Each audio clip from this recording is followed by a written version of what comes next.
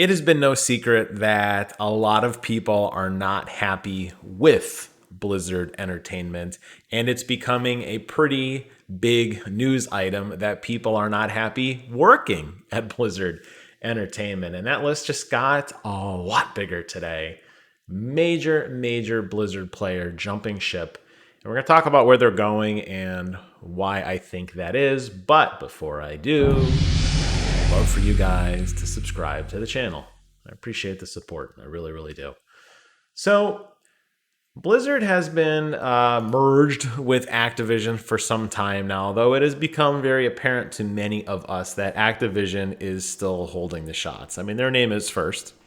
Maybe it was an alphabetical thing. It's not called Blizzard Activision. It's called Activision Blizzard. And Blizzard is a company that is near and dear to many PC gamers' hearts, definitely my own. My entire office is dedicated to all things Blizzard art, with the exception I do have a little bit of Sea of Thieves stuff in the corner.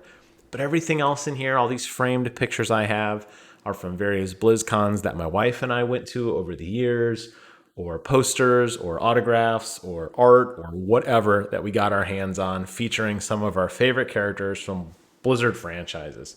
So when I see an article like this, and this is older, this was from October 22nd, 2020. It's from TWINFINITE. I'm going to post a link in this very video right down in the description box. If you want to read it, click it, give this guy some love. Ed put this together, and it's very well written.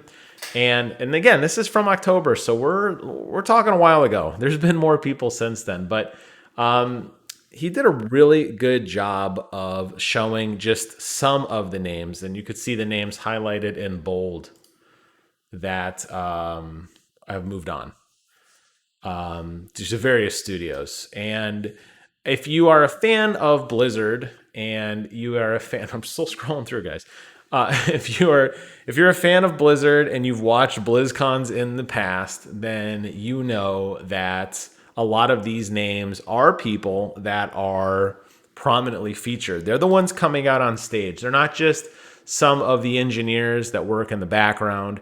These are people that are legitimately involved day to day. They are the faces, they are the voices of their respected IP. And the way that Blizzard was structured, it's not this way anymore, but the way Blizzard was structured, every different IP was, in a studio, in a team, and that's pretty much what they worked on. So when they would come out on stage and you would see those great BlizzCon press announcements, the guy who was presenting, or gal, who was presenting on stage was the focal point, the final decision maker, and they own that.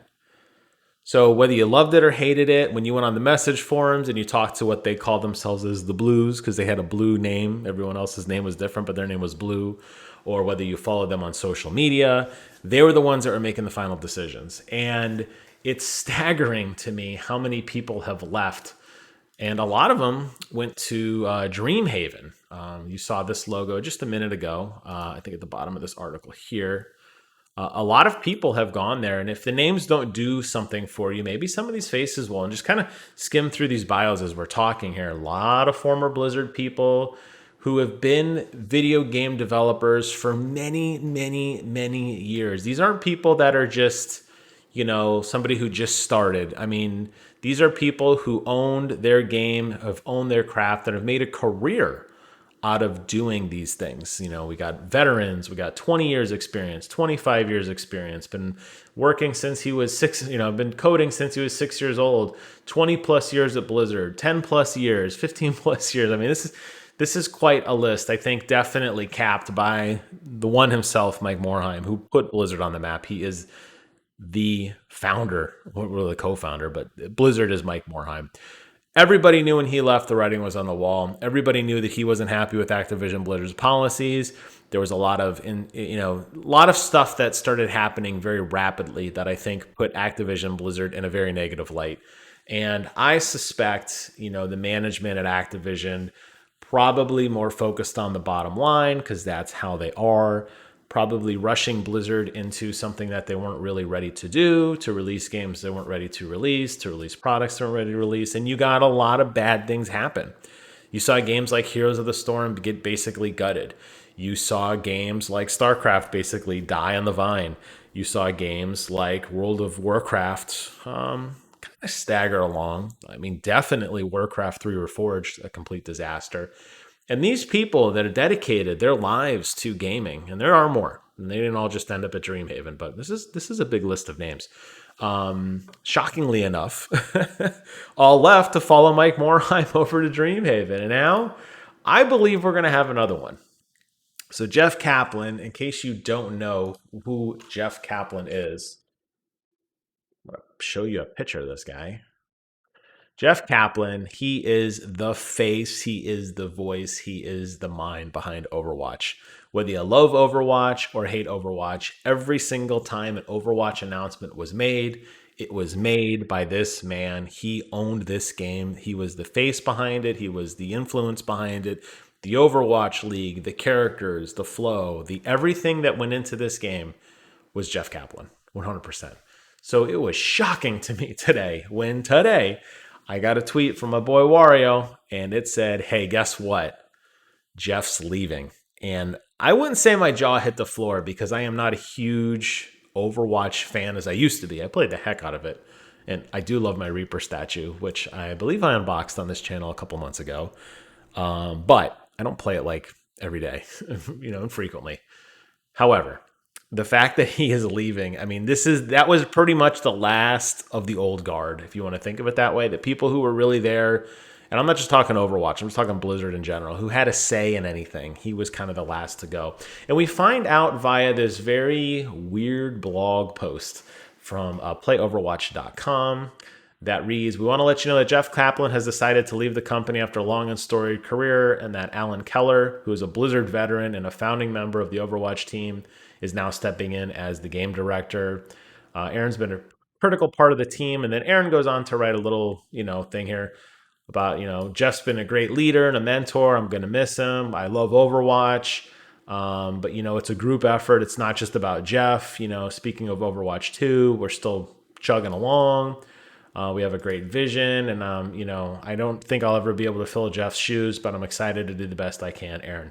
And I don't know much about Aaron personally. Sounds like a great guy. Sounds like he's going to inherit, the keys to the kingdom, so to speak, and he's going to probably do the best he can.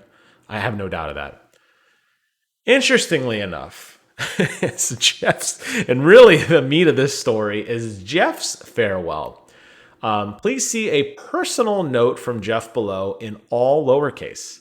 I am leaving Blizzard Entertainment, capital B, capital E, after 19 years, more lowercase. It was truly the honor of a lifetime to have the opportunity to create worlds and heroes. I want to express my deep gratitude. I want to say special thanks to the wonderful game developers that shared this journey with me. Never accept the world as it appears to be. Always dare to see what it could be. I hope you do the same. Good game. Jeff Kaplan. What a weird and wild way for this guy who has never been a lack of word speech, like a poet in that sense. This guy loves to talk, probably as much as me. He's always on stage. He's bright. He's vibrant. He's animated. He's waving his hands. He's making funny faces. He makes lots of funny emotes. He's always front and center, looking at the camera, proud of his work, proud of his team, a passionate person. That person is not this. I don't know what this is. This is a protest. This is just anger. This is, hey, I had to write something. This is a copy and pasted from like 10 different emails to make it sound like he actually said this. Nobody knows. But Jeff is out, and that is a huge deal. I've said numerous times on this channel, numerous times on this channel, Blizzard as the company as we know it is dead. And every time they do something, I say we're salvaging a little bit of old Blizzard. We're channeling our inner Blizzard. When they did BlizzCon it wasn't the greatest thing, but it was something. And we're like, okay, we'll rally behind what we can get. When they announced that Heroes of the Storm production has essentially stopped and they're basically gutting it, we still get new characters occasionally. They drop feed and Hogger, even though there's still the event right now is still the holiday event, and we are well into April. At least they had an event. At least something happened. The game wasn't dead. There were still people chipping away at it. As a huge Halo fan, I appreciate this because I still play Halo 3 and Halo 4 competitively. and you take anything you can get.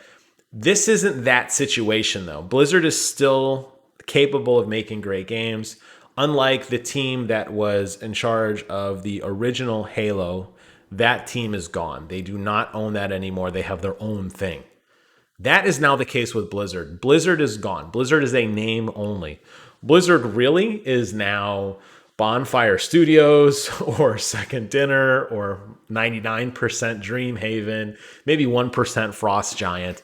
That is where these guys have gone. This is the faces. These are the people who made Jim Raynor. These are the people who made Overwatch. These are the people that made Diablo. These guys and gals, not Blizzard Entertainment. And while the IP may be lost, obviously, they're not going to be able to steal it back. I believe that you are going to see great things from this studio, and I am really invested in what they make.